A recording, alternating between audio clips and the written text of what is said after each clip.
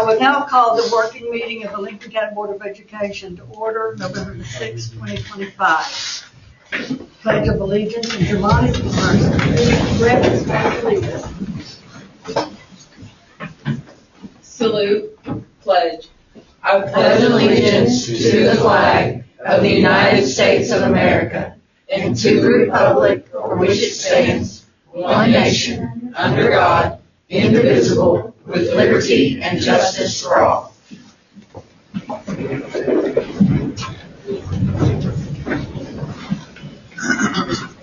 Yeah. Vision statement and mission statement. Our vision statement is that Lincoln County Schools is equip students to learn, conquer, and succeed. And our mission statement is the mission of Lincoln County Schools in partnership with students, staff, parents, and the community is to equip students with the skills necessary to be lifelong, productive citizens in an ever-changing global society. Okay. We will set the meeting agenda. Do I hear a motion to set? I'll make a motion. Tyler, second. I'll second. Philip, vote. Gloria? Yes. Philip? Yes. Jen? Yes. Tyler? Yes. And I vote yes. We will start with action items. 3A, Lincoln County High School Book Fair.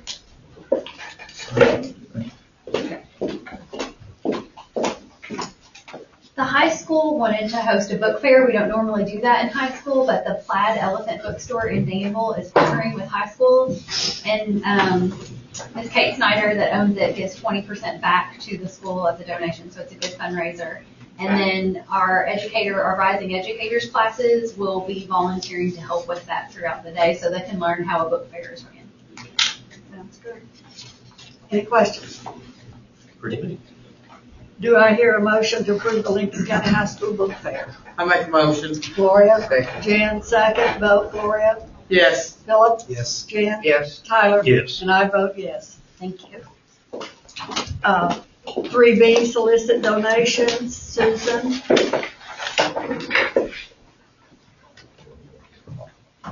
I am here on behalf of the Building Bridges Family Resource Center to solicit some donations for a food drive, also for just to help kids in general. I went from having 20 kids on my backpack program to having over 50. With everything that's going on with the SNAP situation and just things in general, I've had more families calling in the last 2 weeks or longer, and usually by this time it's like 20 kids, and I can serve 20 kids, but at 54 to 55, it's taking a toll on the center, it's taking a toll on the donations, and I'm down to a little bit of nothing. I'd rather serve 20 kids as 50 if I can't get the donations to come in. At the moment, I've had people coming in to give me money for the center, checks to be brought down to the Board of Education and put in our sweep account. But without the funding, I think I'll just have to put kids on wait list. So I'm here to ask to be able to have the food drive, let's take donations for the center to help serve kids. Sounds good, Susan. Do I hear a motion to approve Stanford Elementary Family Resource Center to solicit donations of food and funds for students and families? Jen, second. Philip, vote. Gloria? Yes. Philip? Yes. Jen? Yes. Tyler? Yes. And I vote yes. 3C, change order number 5 for Lincoln County High School renovation. Jason? Yeah, I'm here to stand for a while. It's okay. Yeah, the change order number 5 for the work inside the high school. I think 2 items on that change order. One was for a repair to a door frame. Once they took the old hinges off, which are the continuous hinges that run from the top to the bottom, you couldn't see that the frame was actually really badly rusted out. So there's going to have to be some repair work to be able to put the new hinges and doors on there. The other item was to do some epoxy flooring, a paint floor with flake in that front vestibule area that we did not address in the original scope. So that was those 2 items for that change order. Any questions? Do we have any idea how much it would cost to replace that door instead of repairing it? If we're going to pay $2,000. We're replacing the doors, the actual doors themselves and This the is the hinges. frame. But to replace the frame, I don't have a number. But It's a large frame that holds 2 sets of double doors, plus it's taller, it's transom. It'd be a lot. It'd be a lot more It would than be a the lot room. more than fixing that gym. Thousands more, I'm sure. Any other questions, comments? Well, I'm glad you're fixing that front part, the floor, Yeah. in the vestibule. That portion of the floor was actually the original sidewalk, because you guys put the new storefront doors out there at the front entry. Right. So that's actually old sidewalk is what it is. That's why it doesn't look so great. Okay, do I hear a motion to approve change order number 5 for the Lincoln County High School renovations in the amount of $4,015.75? I'll make a motion. Tyler, second. Second. Jen, Bo, Gloria, Yes. Philip, Yes. Jen, Yes. Tyler, Yes. and I vote yes. 3D, change order number 1 for Lincoln County High School sports field renovation.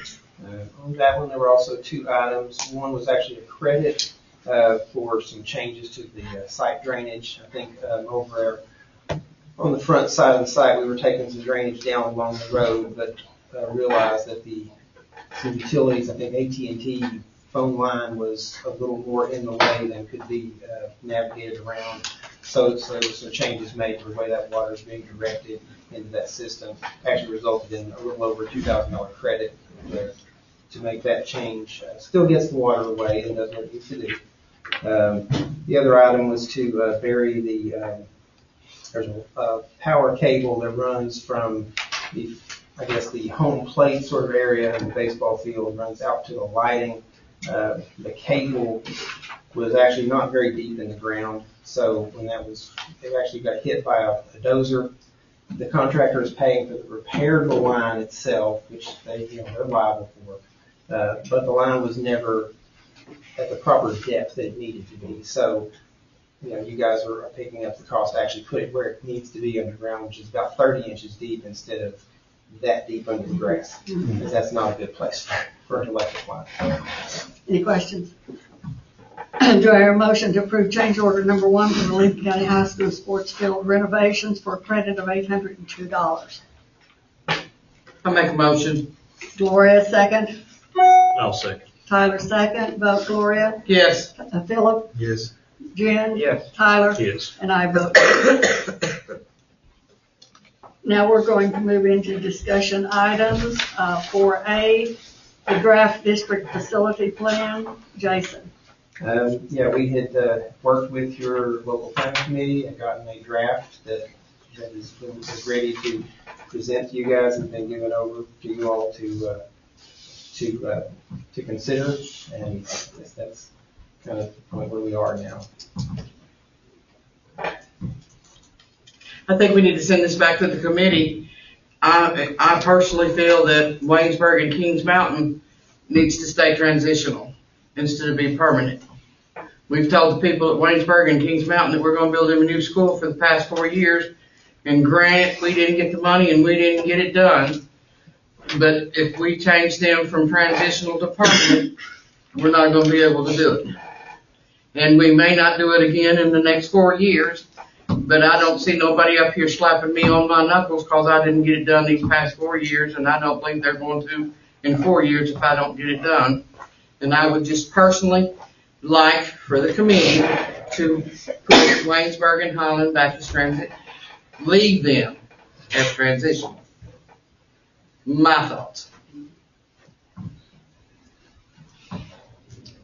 I think I agree with Gloria. We asked for clarification during our committee meetings, and I don't think we fully understood that by changing them, what that would mean. And I agree with Gloria that we need to move them back to transitional. That's the only thing I see that we need to make changes in the plan. I agree. They've been transitional for so many years. Mm-hmm. I just worry, put them back as permanent, what repercussions we could face because nothing, not a whole lot's been done in improvements and things that need to be done there. And if we do get the money, then we've got them in place to go forward with that. Yep. So what I'm hearing the board is that we would make Holland and Waynesburg transitional Then we would add another new elementary school to the plan. And in talking with John Gilbert, which is our contact at KDE, based on the numbers, which is based on the SARS report, it would be a 400 student elementary school at this point.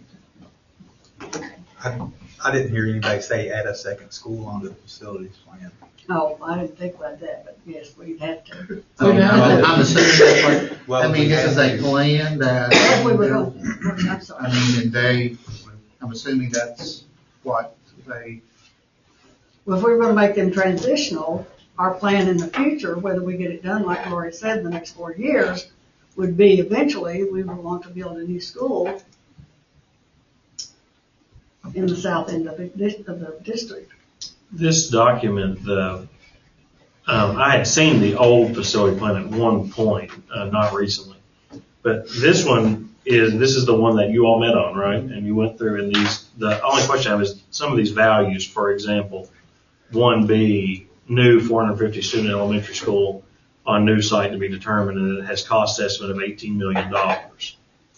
Yeah, those numbers come from KDE. They have a calculation of how they're divvying funds and how that works.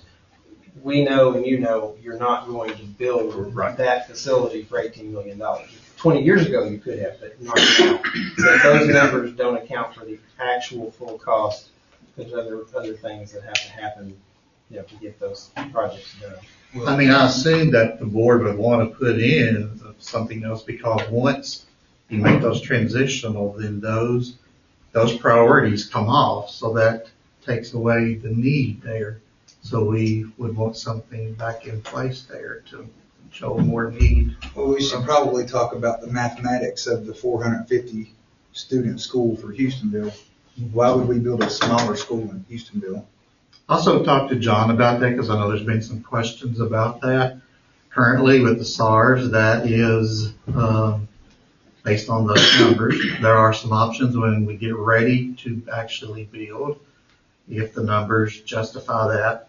But there's also basically 3 more options I learned about today.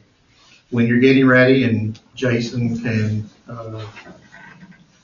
talk more about this, but there is a part in there, the 450, there's a section called locally identified program space allowance. And for a 450 school, you'd be allowed about, I think it's 2,500 square feet to kind of do whatever you want.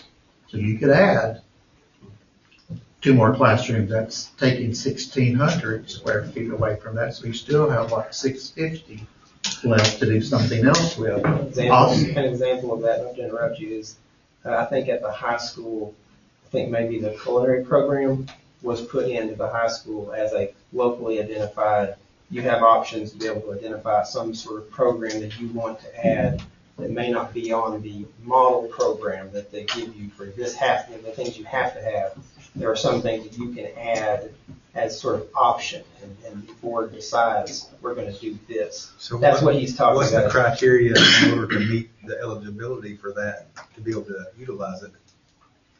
When you get ready to build the 450 school that the state is approving, you have 2,500 square feet that you're going to be able to kind of say, we want to do this with. It's like, that's sort of like a line item in the model program. There's an amount of space, depending on the size of facility you're building, there's this blanket piece of square footage that they say, okay, now this is square footage you can put in this building, and you can determine what it's going to be used for, if you needed it, whatever you need it for. So if you added 2 classrooms, what would be the capacity on that student-wise? What does that improve? It's 25 students per classroom. It'd be 50 more. So then essentially we'd be building a 500. Yeah. So I guess the next question would be, mathematically, does it make sense to spend $40 million to increase our capacity by 25 students for a building that's already in good shape? Because Houstonville is in good shape. I get that we have some students in the trailers out there, but on paper, Houstonville is currently a 475 student capacity building. So if we have to use this extra square footage to get only 25 students extra over what we've got now, does that justify spending $40 million? I'm not against building the school for Houstonville. Obviously there's a need down there at some point, but the numbers don't justify spending the money for that right now. I don't know that I would go as far as, though, to say that it's in good shape. I don't think I'd go as far to say any of our elementary schools outside of Stanford, and probably, I think Crab Orchard's a very nice facility. I wouldn't go far to say any of them are in great shape. I mean, I think there's a lot of issues, and of course I have a lot of attachment to Houstonville's building because that's where I went to school, and they've done a wonderful job at keeping it clean. I mean, the building is immaculate when you go in, but they have 64 staff members using one staff restroom. They've got students in the library that they're having to divide with a sheet, so they have classrooms.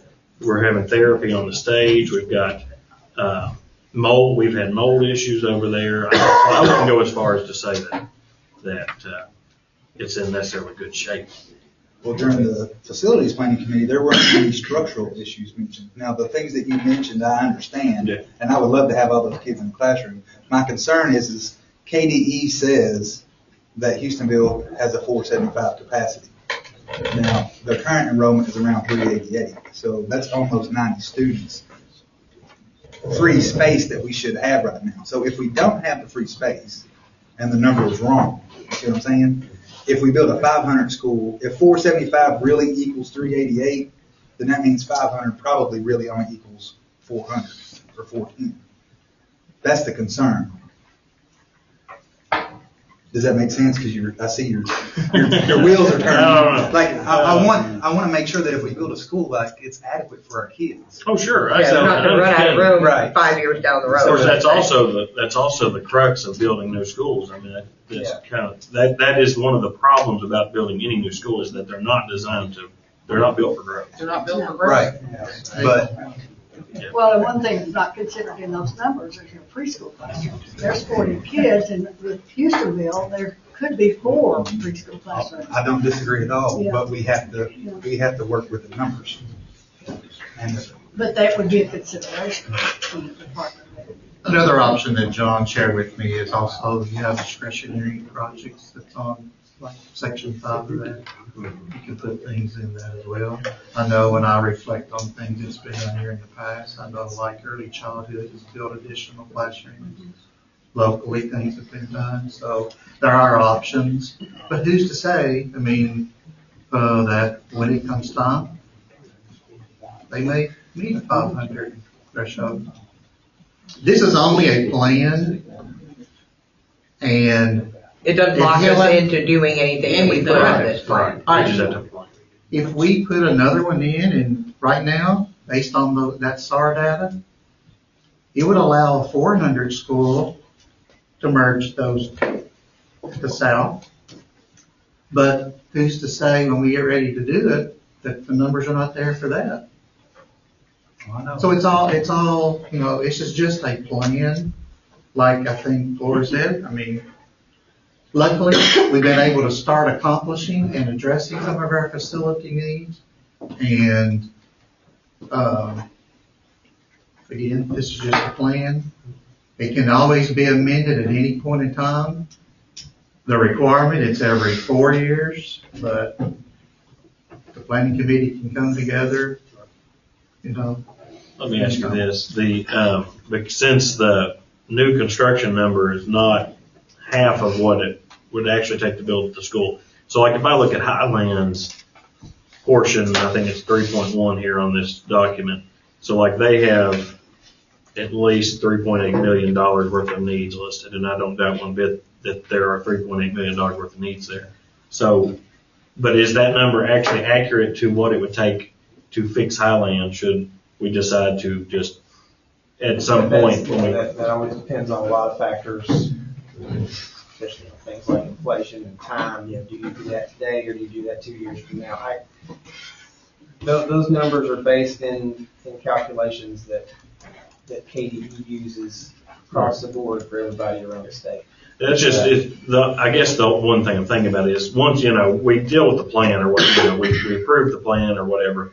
But then when we actually get into addressing it, whether we decide that we're going to build new schools or we're going to remodel existing schools or however we're going to do it, if we think, well, it'll take 3.8 million, but it really takes 10, you know, like. How come KDE doesn't use real numbers? To be honest, it's like, why tell us on here it only costs 18 million to build a school, but we all know you're at least 40 million in the hole, if not more. I've kind of asked that question myself. That has to do, I think, more with what funding we can get from the state, and then there's always there's the matching and what districts are expected to put in. It's a whole. I don't understand the finance Yeah, it part. doesn't make any I'll just be sense. honest with you. I don't fully understand all of that system. Well, on top of that, the SARS is based on K-12. Right. But when here, with preschool included, so. Yeah, But that is just, real numbers would be really nice because it makes things a lot easier for us to understand when you look at it instead of seeing 18 million and be like, oh no, we got at least double that, or double this. I think your extrapolation was right, because if you're looking at 3 million, it's probably realistically 10, if 18 million is It is 40. Yeah. It is. And so in order to, We've seen that with what work we're doing at the high school. Absolutely. But, you know, in our, ain't none of our facilities in good shape. No. You know, and I was thinking half of Waynesburg is new. And I think I told Philip, no, half of Waynesburg is new. And I got to looking at these papers and what needs to be done out in Waynesburg, it's 30 years old. Yeah. Well, the state wants the window sills looked at and the doorknobs and the latches and the hinges and the electrical. And, you know, we're going to have $15, $20 million in fixing. If we put it back as permanent, we're going to put $15, $20 million in the building that we've got to fix the new part. And what have we still got? You know, and then we got to go up the road to Highland and do the same thing. And I'm looking here and I'm going to have to do $10, $15 million right there. You know, and then can we just get our people to ever get over and not kill me and not spray paint my tombstone when I say we need to close those 2 schools and build a new school? Because that's going to be $30 million of the 40 to build a new school. And I have said the whole 5 years that I've been sitting here, I'm not voting to build no new elementary school until we straighten our high school up. And we're working on it, I realize. But we've still got a bunch more work to do up there. And they're not listening to me on YouTube, but they will be later. But you spend, if you go to preschool at your school, you spend 6 years at your little elementary school. And when you come down here, you spend 7 years at your facility. And which transcript do they look at when you're applying for college? Trust me, I know. I've just been going through my 9th child applying for college and the past few grandchild. But we're not even going to decide whether we're going to build this school first or this school first tonight. No. But we need this facility plan done by the 31st day of December. Right. Yep. And Waynesburg and Highland have been transitional for the past 4 years with the intent of building a new school, site to be determined. And now we can write this new facility plan up, site a new school for Waynesburg and Highland on the Kings Mountain property, or we can say we want to build a new school for Waynesburg and Highland, site to be determined. I don't care. But I don't want to take away the chance for Waynesburg and Highland to have in the next 4 years, and I don't know how, Lord, it's going to take you moving to get that done. But this is where we're going to have to start with this facility plan. Yeah, your facility plan is your roadmap to start doing something. You have to have a plan so that KDE knows what some of your intentions are. Jason, during the facilities planning committee meetings, there was discussion about how where you put certain ideas or projects in certain places on the plan. If we decide to keep Waynesburg and Highland in transitional, like it seems like that's what everybody wants, and then add the extra school on there in the top part, you're going to be removing the Highland portion down in section 2 or 1C, major renovations. Does that hurt what we present to KDE in regards to what we're looking at in the future? And because that was one of the reasons why we had the central office and the bus garage in the 3rd section. When you make a facility transitional, it basically comes off that. I understand. It's- That's what I'm it's asking not even though. on Does that removing line that hurt anymore. what we're presenting? Like I just said earlier, that's the reason you'd want to put maybe another new elementary on there. And right now it would be, that would then show more need.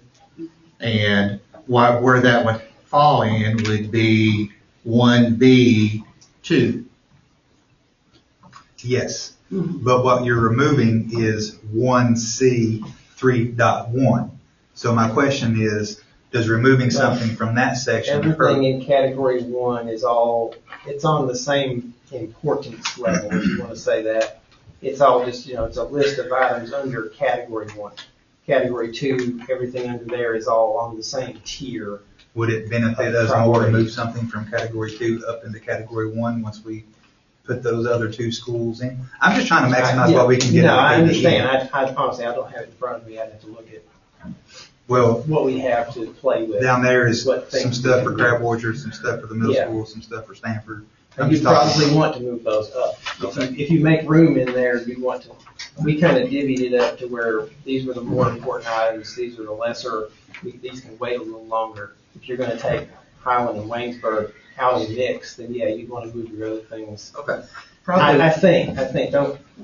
No, that makes I'm sense. sure That's kind of what We I'm. have- Go- I mean, This goes we back to the have committee, another we're gonna meeting. sit and discuss this a little Yeah. bit. Not knowing, not figuring all these totals, but you're probably going to have, this is going to increase your need for putting a new school, because all of those combined for those 2 schools is probably less than a new school. So for the sake of being repetitive here, and I understand we have to establish a plan. I'm not standing in the way of that. But I do think that, of course, those of us in the real world, we as a board and the taxpayers of our county and our families, we need to know, it needs to be a transparent process where we know what is the cost of building new versus, and I'm not blaming this on you, versus also what is the actual cost to fix our facility. So where do those where do actual real numbers, workable numbers, where do those come from? Who gets it? Clotfelter get it for us? We would sit down and figure out what that scope really is on a project by project basis, and then start pulling real numbers, real costs. We would do a cost estimate for everything. And then the real numbers when you actually put it out for bid. Right, sure. Yeah. Depending on, I guess, what the supply and demand is at that point. Then a bid's got a time frame limit to it. Well, and during the meetings, there was talk about, when Mr. Eaton had specified, if we make this specific change or this particular change, then KDE may reject it due to it not being feasible. So with that being said, is us putting the construction of 2 elementary schools on here as a need, does it pose the risk of KDE rejecting it because based on our current funding and bonding capacity, it's not feasible right now? That's something else to consider, because if we set it up It is. and they reject it, then we're back to square one again. I think that's a conversation that we have back with John Gilbert to say, okay, here's the moves you're considering changing on this, and how's that going to affect how KDE sees it? Because I know it's kind of back to that debate of a 450 student school versus a 500 student school on the plan, and how that relates back to the SARS report, and everyone's saying, well, we don't want to build 450 because we need 5 because we have so many certain number of kids. But your SARS data doesn't support that. It's going to come down to those sorts of things in our conversation to see how does your enrollment data, not just at one location, but across the district, because sometimes KDE will look at it and go, well, you could, and I'm going to say that bad word, redistrict to make the population in each building work more appropriately, you know what I'm saying? So there's things that they consider like that when they look at your plan and say whether they agree with you or not. And I can't make all those determinations on their part. But I think our responsibility now, our decision is to send it back to the committee, and a lot of those things can be worked out in the committee. The 2 things that we're looking at is to change Highland and Waynesburg back to transition, and to put in 2 new elementary schools. And if you do that, then by the time you have that next meeting, Mr. Smith or I or both of us will have talked to John Gilbert to say, here's the way we're trying to look at this now. well, you know, we want to kind of verify some of those things and have some information for you as a committee when we come back to talk to you. I'd be curious to hear what Mr. Gilbert says before the planning facility committee, just so we as a board know where it stands. Oh, I had a conversation with them today. This is doable. I think I referenced that earlier, that I had They talked gave you to the them. options. Yes. Those were Yes. options that we Right, could, Right. that would be acceptable Yes. before that Doable. plan would go through. It's doable. Okay.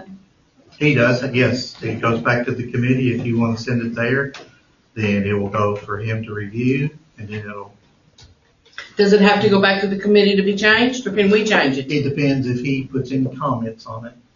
So I can't really No, answer we that. can't change it, can we? No, Well, she when- means we- once- It has to go back to the Once it committee. goes to John, unless he puts any comments, then if there's no comments, then it can come ready for you all It'll to. come back to us. We have to send it to committee now. You send it to the committee now to make Okay. these recommended changes. Then it'll go, Jason will submit it to John for review. If John puts any comments, then it has to go back to that committee for the committee to see what kind of comments he's made. If he doesn't, then my understanding it can be put on for you all to do the approval. So, any other questions, comments? Not for me. Do I hear a motion for us? No, Yeah, no, it's no. just discussion Oh, I'm next week. sorry. Thank you. All right, so it's It's on my, the agenda. She still needs to ask for a motion to see if she gets a motion in a second to vote on it, though. No, it's just a No, it's a discussion Oh, I'm item sorry. only. Yeah. Yeah, you're right. Yeah, not action. thank you, Philip. Sorry, hey, We're on the same page. You're on the line with her. Because my understanding, go ahead. Under this discussion, then we will contact Mr. Eaton to get a meeting scheduled and then, get that committee back together. And So we do not have to have a motion on this, the fact that we're sending you it will, back. you will next week, you'll do that, Oh, it'll be so. on Vote next to week. send it back. Okay. Since this is under the discussion part of the agenda. So it's my understanding, we do not need to do anything for 4B. Is that correct? Not at this point, we will not Okay. need to appoint a hearing officer. All right, so we'll move on to 4C, BG4 for the Kings Mountain project. That's not me. Well, it's not me either, but here I am. Somehow Brad got a playoff football game tonight, so I get to feel in first place. But hopefully I'll get out there before kickoff myself. Let's see, we have a BG4 for the Kings Mountain project, and this is it's part of the project closeout process, and it's just saying the project's substantially complete. We will be seeing a pay application, maybe at the meeting next week. We'll pay out the majority of this $158,000 to the contractor. I believe the recommendation is for us to withhold maybe like $7,000 out of that pay app next week to make sure that they get the grass seed sown, just to finish up a few things. But we just need approval, well, not tonight, but next week we'll need approval on this BG4 form. Any questions? Somewhat related, but Bruce, do you know how many acres the Kings Mountain property actually is, like how large that property When the is? 12. I think it's 12 acres. 12 It's acres. enough to do a new elementary school. I think it takes 10 acres. Just curious. Looking at it, it doesn't look like it's that big. No, it It doesn't, doesn't, since they took the building down. Okay, any other questions? All right, 4D, pay application number 2 for Lincoln County High School renovations. Yes, this is actually for the roofing project out at the high school. We approved and paid pay app number 1, then we got pay app number 3 and approved it and realized that we hadn't ever seen pay app 2, so we did request that and just need approval to pay that amount on this pay app 2, which is the $4,661.78. Any questions? All right, moving on to 4E, pay application number 4 for Lincoln County High School renovations. Yes, this is for the bid package 1, and the amount due to Branscombe is $658,700.49. And then we have direct purchase orders due in the amount of $199,206.53. Any questions, comments? Okay. Moving on to 4F, laundry agreement. Yes, this is with Springfield Laundry, and we actually have a couple representatives here, and they're just going to come up and kind of give a presentation of what services they provide and what changes, and thank you all for your patience. Yep, no worries. You want us to come up there? Yeah, sure.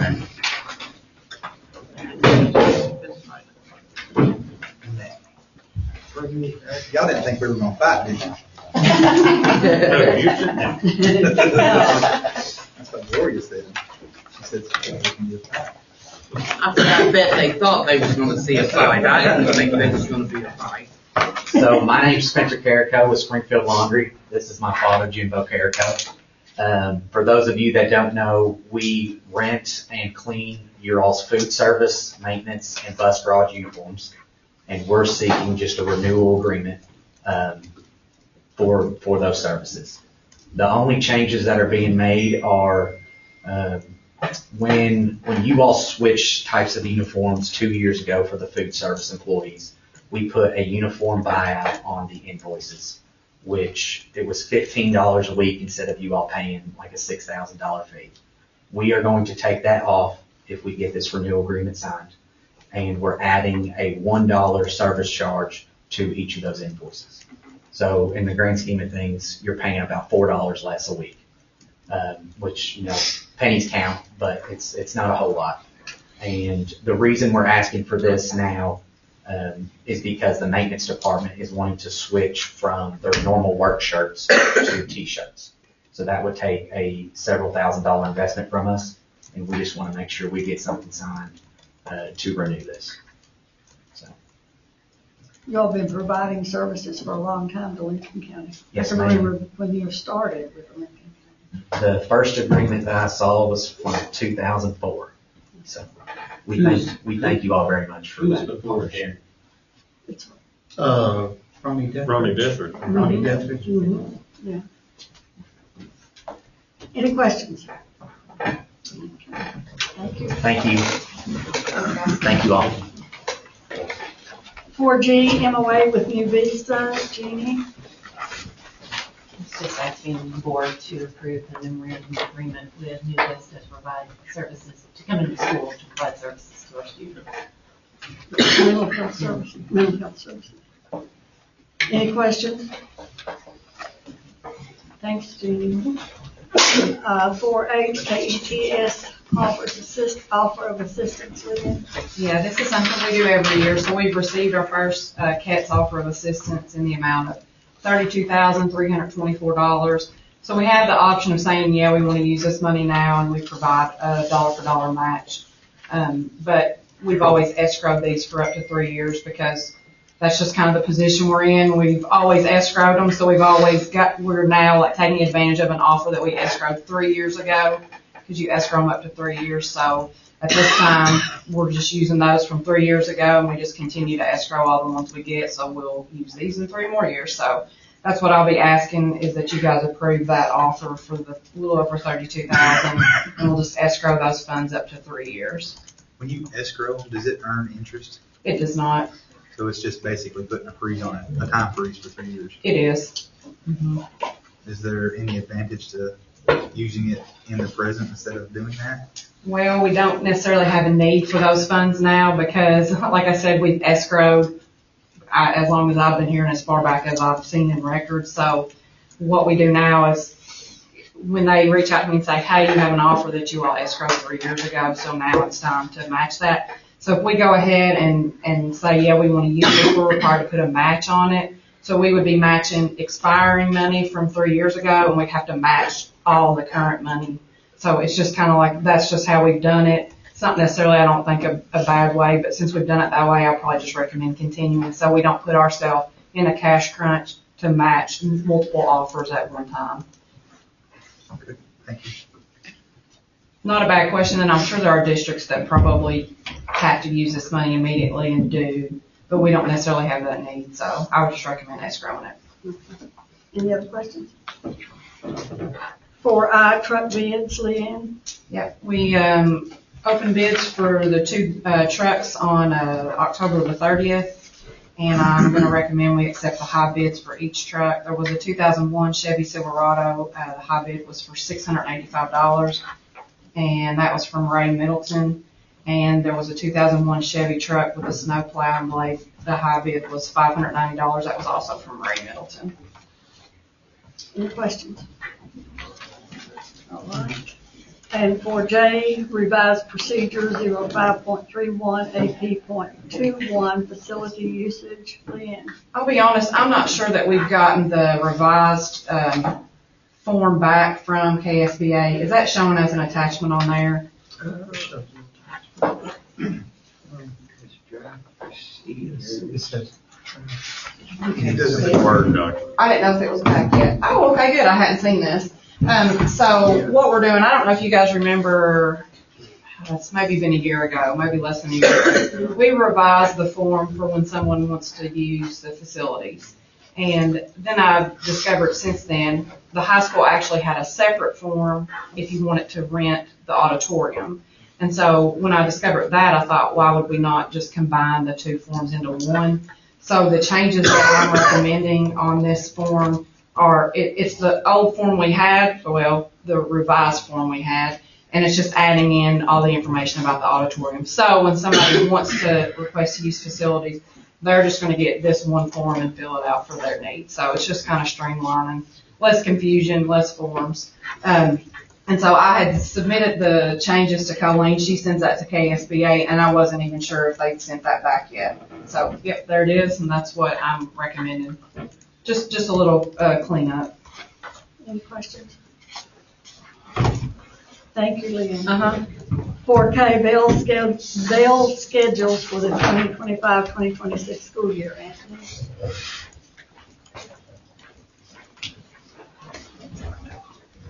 I recently attended a training by the Kentucky Department of Education, and they are asking for bail schedules to be approved. And this is pretty well a straightforward request. It goes right along with the calendar that you approved earlier in the year, and I've surveyed the principals, and their site base have approved these same bail schedules.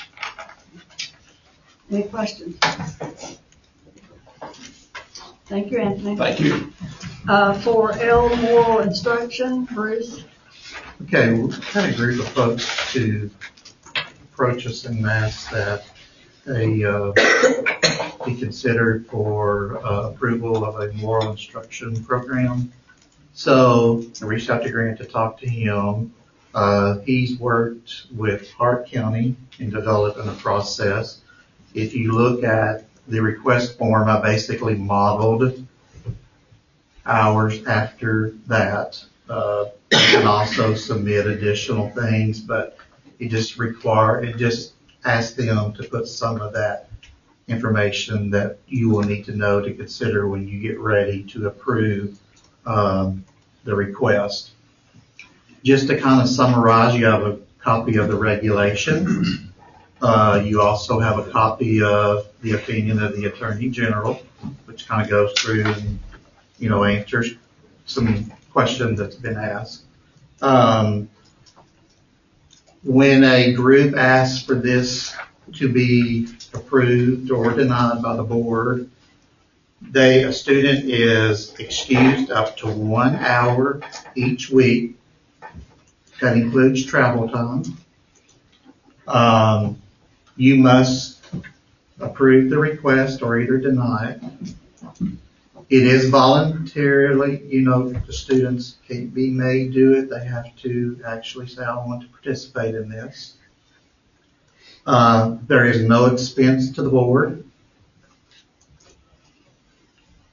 Any person that's going to be participating in their program, adults, they have to pass all national and state background checks at their cost.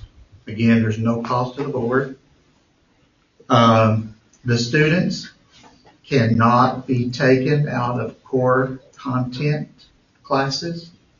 It can only be out of classes like physical education, music, art, library, those type things. They cannot be taken out of the core classes.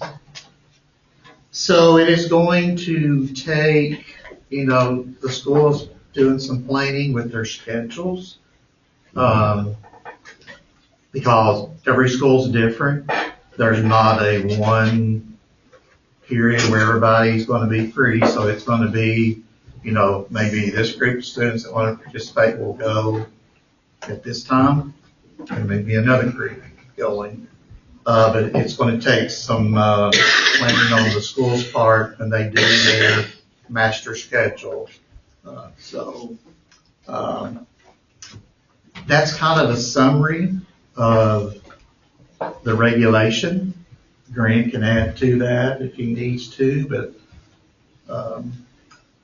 so if you get, what I'm asking the board is basically just to approve that, or say you're okay with that process, that request form, and then I'll provide it to any folks that contact and want to make a request for the board to be considered. I'm sorry. The students would be taken from the building. Correct. It cannot happen on school property. They have to be taken off-site to. This process has existed a long time. Like the General Assembly just cleaned up, they took like 4 or 5 statutes, consolidated them into one, created some new requirements. Everything that's contained in what you all were provided, that's the application is designed to say that that group meets every one of the requirements, but that's existed for, this opportunity has existed a long time. There used to be a way that you had to petition parents or survey parents to determine student need. A whole lot of it got cleaned up and pared down to be one statute. But this type of thing has been kind of embedded in the law for a long time. It just hasn't been super popular or super common until the last couple of years.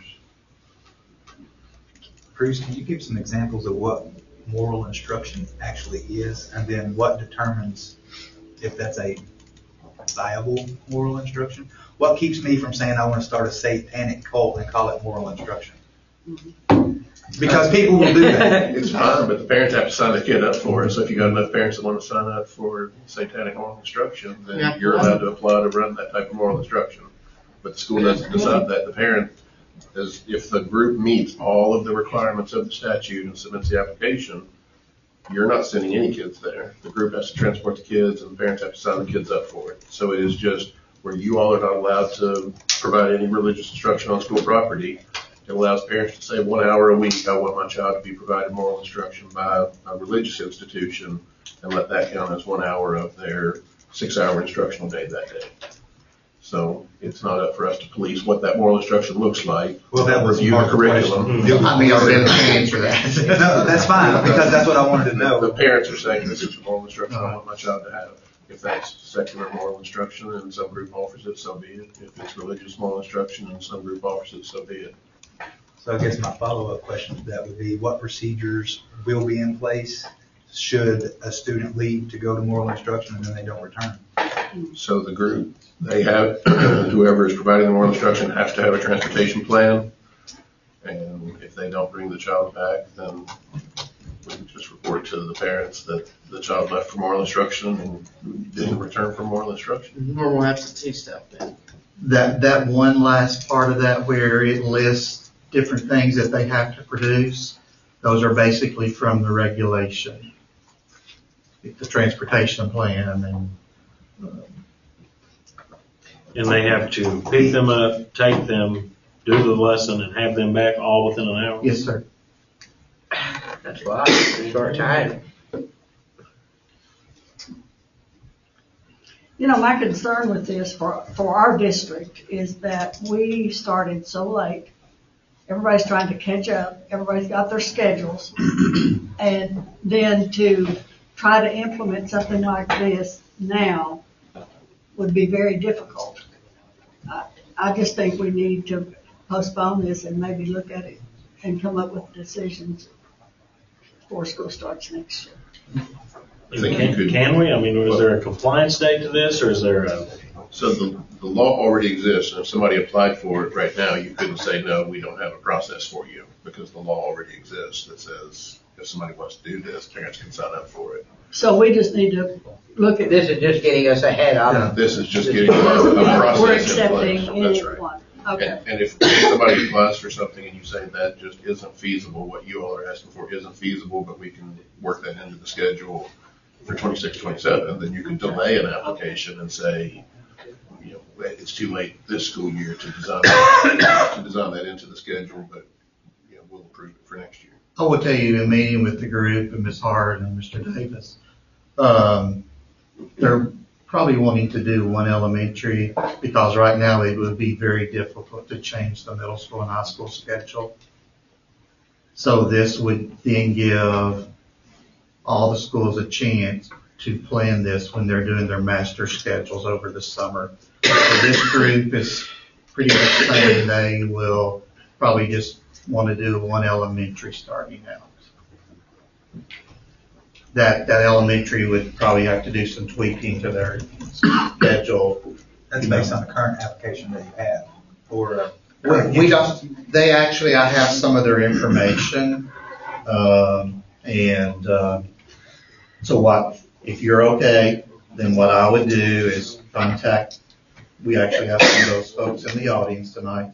I will give them this form here and have them fill it out, and then I'm assuming they will want to attach their additional information that they have shared with us. Well, they can, I don't see how our scheduling would hurt if they have to transport them and they have to schedule them, and it has to be around the child's core classes. Scheduling is enough. We don't have anything to do with scheduling. They do the scheduling. Right. You're only, I'm just asking you if for this process, are you okay with giving that to, if there's a group calls me tomorrow and asks, I want to provide more instruction. Well, here's the board's kind of the process they're wanting to happen. And then so they fill this out and we're going to put this on the agenda. If you're okay, I'm going to probably give this form to those folks and then they can submit it to us and then you can have it for review to approve your first request for more instruction. Question. When it comes to you saying that they want to start like with an elementary school, I don't think there is any art, music, those classes. They're not an hour long. But you transportation, Jen. But what I'm saying though is they can't take them out of class when they're in math, science, reading, social, all those. Well, they only go to art class for 25, 30 minutes and then they're back in. And that gives them transportation time. If they No. What I'm saying, you come out of math class at 11:30 and go to art class, okay? And then at 12, you go to reading. There's only 30 minutes there. So they'd have to have them gone, have it done, and back in that 30. Without changing, I think that'd be a lot in changing schedule. But that's up to them. All the schools are going to have to look at their schedules and their, and it's probably going to be easier for us to kind of do an elementary right now. It would almost be impossible right now for middle school to change schedules. So it would be something then for the kids that would be wanting to participate in it, their schedules would be changed, not everybody in their classes. Right. It would be all these things. Okay. And then they will probably be maybe taking, I don't know, these 4 or 5 at this time, then these 2 or 3 at this time. And then So I have to find the a next different age time, group. when the kid, because there is not that I can think of, somebody correct me if I'm wrong, there's not a point in the day where everybody would be free. Because all the schedules are middle different. school and high school, their classes, their time of their classes is longer. It's they're in PE or music longer than what they are in elementary, so it seemed like it'd be easier for the older kids because it's better to be in class for an hour, so that hour can be, figured out there. But from a parent standpoint of it, I can't tell a parent. Yeah, no. No, I just can't. Well, all we're looking at right now, next week, is to vote on these forms. Yes. Once we vote on the forms, then if somebody wants to use this, an outside entity wants to use it, Bruce has to bring that application to the board. You want it on the agenda. Yes. Yeah. Okay. Okay, all right. That works. Any other questions? 4M, property acquisition, Bruce. Yes, let me get it up here. Yes, I'm asking the board to consider hiring Clopfelter and Salmakar to assist us in acquiring the property that you all a few months ago asked me to look into on the west side. So you have a copy of that agreement. They'll be assisting us or actually providing, the plat, all those assurance letters for water, power, sewage, also some of those local government requests there. Also those environmental or safety hazards. They'll also be assisting with the schematic plan and also any of those cost analysis for like the geotechnical investigation that has to be done where they actually go and drill. There any mass excavation, the cost of bringing the utilities to the site. There was any hazardous material that had to be cleaned up. All of those things that's in that checklist that we have to satisfy before we can actually acquire that land. So I'm asking the board that we go with Clopfelter and Salmakar to assist us in acquiring that property. Any questions? I have a question.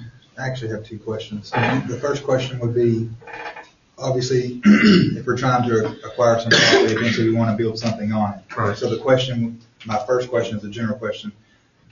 Once we go through this process and say we complete it and we buy a piece of property, how long can we as a district hold that piece of property before we have to build on it, before it becomes an issue with anybody?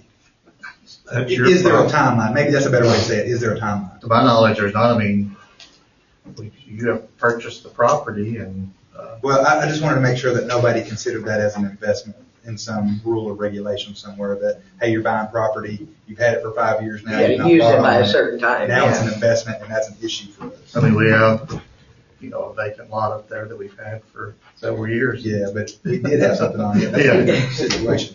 Is it just, I guess it's an intent thing, maybe you have to have the intent of. I mean, I think, you're not going, if you're going to go purchase some property, I think, that's. The assumption is something's going to be Something's put going to back. happen, you're going to Eventually. build something on that Right. piece of property. Right, but And, as we all know, building something is a 2, 3, 4 year process. That's the reason I was asking, like, is Yeah. there a timeline that says, once we acquire a piece of property, we've got a certain amount of time that we have to use it in? Okay. Yep. My second question is everything on that list looks to be administrative. So is there a reason why we're not bidding this out to other architects to see who's gonna give us a good price on it? Well, Because- that was my question to Mr. Salmakar, is what you're charged. Mhm. He said, you're an existing customer, so there's not any at this point. I mean, yeah, it's gonna cost to do some of these things. Yeah, I Yes, understand. but. right But now, versus bidding them out against. There's no, Right. and that is a professional service. You do not have, you can select your architect. I've done some questioning around and very highly recommended group and, so. I'm not saying they're not highly recommended. I'm just saying in a year where we could barely give a raise, we're obviously pinching pennies. So if Clopfelter and Salmakar can do it for, and I have no idea what this crap costs, $500,000, what's to say that architect company B won't do it for $400,000? Why are we not asking around and why are we not shopping it around? I think as I just said, he's not charging anything to do this. He's going to assist or they're going to do, and there's going to be some of these things that's going to cost to do, like getting the, holes drilled and all of that. So There'll their be some services cost. are 100% free. That's my The only thing we're understanding, gonna yes. pay for is what we have to Like have. labor What it stuff costs or them to stuff. do the But activity.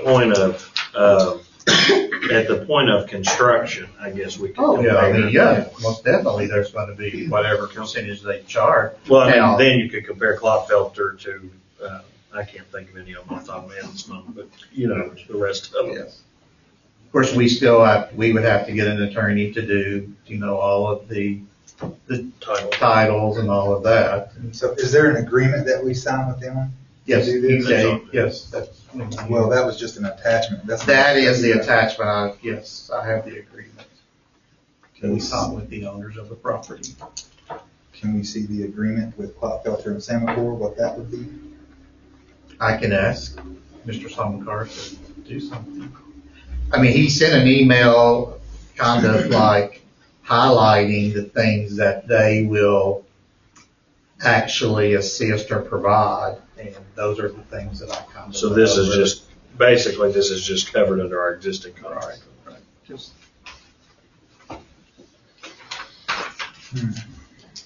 Any other questions? Okay, 4N, Board Procedure 001.421, AP.1, Public Participation. Bill? So if you go to our procedure that was uploaded, the very bottom paragraph says, "The board welcomes and appreciates constructive feedback when such is motivated by a sincere desire to improve the effectiveness of the district." I feel like if we're only allowing our speakers 2 minutes, are we really embodying that statement?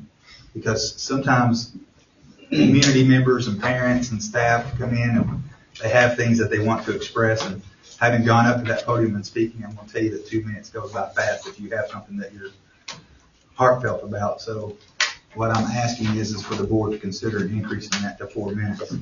I reached out to all the districts that are around us, and the smallest amount of talk time that anybody has is 3 minutes. Some of them have 4, and some allow 5. So, I mean, obviously it varies from district to district, and if we give somebody 4 minutes and they don't have 4 minutes worth of speaking, then they don't take 4 minutes. But if they've got something on their heart that they need to express, I feel like 2 minutes is not enough time in order to do that.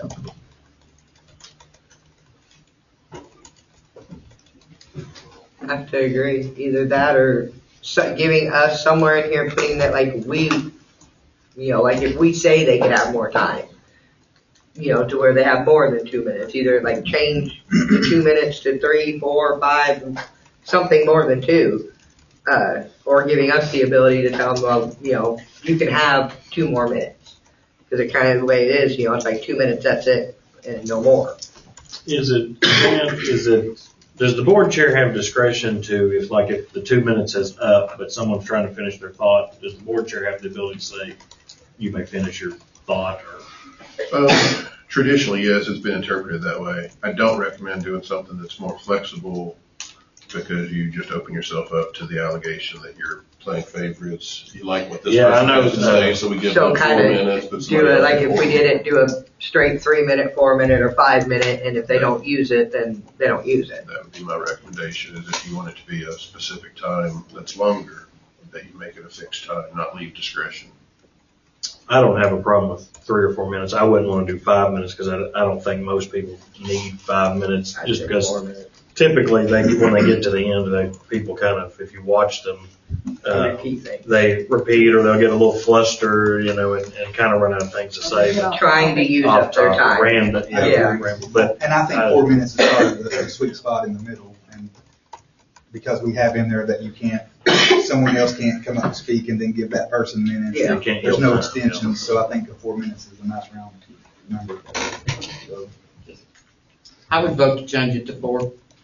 I don't have a problem with that. all right, so how do we move forward with that, Bruce, since the board appears to be? We'll need to, First and you'll need second to reading. get a procedure. This is a procedure, so it'll be always be a review. Yeah. So I just need to know a number, kind of, some direction. 4 minutes? I'm fine with 4 minutes. 4? So it gets 2 readings and then it becomes in? No, this will be a review. Just do a review. They'll bring back, So this basically gets read once, or? we don't have to vote on it, it's just a review. Just a review on procedure. Policy 1.51 explains the APs are not voted on twice. Policy 1.5 says policies are voted on twice, and 1.51 explains the APs. They're just presented to the board. So we'll put it on next week, we'll get it in format for KSBA, and we'll change We don't have to send it to KSB. All we're doing is just changing. They want it in their format. Because you subscribe to their policy and procedure service, they'll make that revision consistent with the way they format it for every district and then send it back to you with the change made so that it's consistent with all the rest of your policies and procedures. So it's not for them to approve, it's just for them to do the change. Do we have any public comment over? Depends how many minutes they're gonna get. No, nobody's on it. No one signed up for 2 or 4. Any other questions, comments? Do I hear a motion to adjourn? I make a motion to adjourn. Gloria, Jen, second. Vote, Gloria. Yes. Philip. Yes. Jen. Yes. Tyler. Yes. And I vote yes.